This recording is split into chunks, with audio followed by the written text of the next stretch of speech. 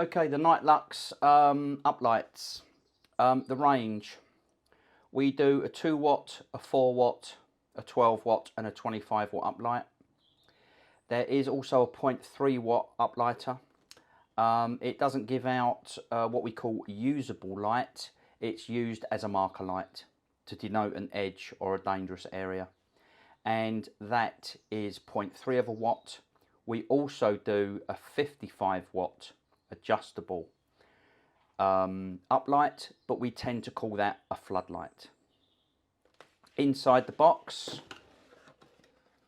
we will have your instruction sheet, bubble wrap on the actual bezel to protect it, the light fitting with a shroud and a 2-meter lead.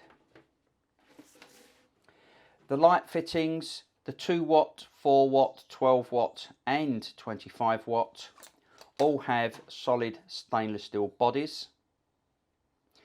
They also all have what we call a top hat milled glass lens. Now this glass lens is milled so that when done up tight, the glass is flush with the top of the bezel. If it wasn't flush and it was just a normal piece of glass, there would be a lip, the thickness of the bezel, on the inside part of this light fitting, and dirt could quite easily build up on that area and your light level would drop dramatically. Dirt will obviously still come onto this light, but every time it rains or anything is watered, it will just run straight off.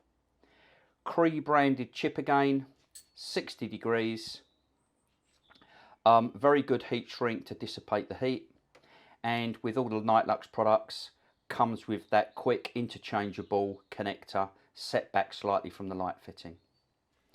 The 2-meter lead comes as standard now with Nightlux lights, and it just gives you a starting point to work from when designing your actual garden layout. If these are cut into actual paving, which will be a separate video on a how-to video series, then we recommend that you do not use the actual shroud, but just put these straight into the hole that you've cut. Same for decking. If you're actually fitting these into concrete or into grass, then we highly recommend you keep the shroud in place so the light can very simply be removed. Another important factor here is that when you actually fit your light, and again this will be shown in more detail, is to always leave yourself a certain amount of cable which can then be pigtailed in before you actually fit your light.